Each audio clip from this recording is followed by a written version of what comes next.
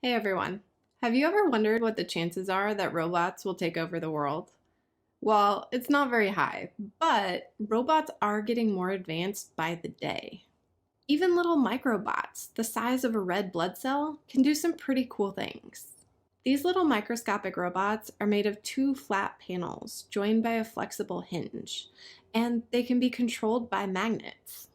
All a researcher has to do is make changes to the magnetic field, and the robot will move. Did I mention that they're really small?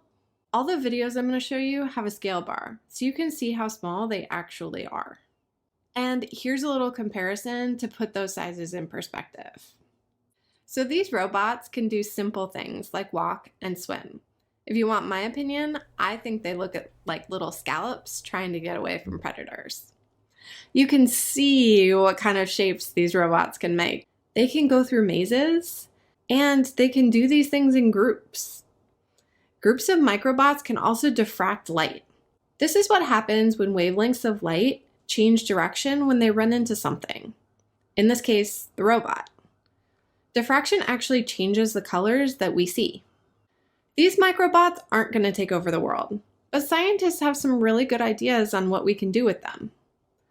One idea is that they could deliver medicine to specific areas of the body. They could explore microscopic environments or make more accurate microscopic measurements.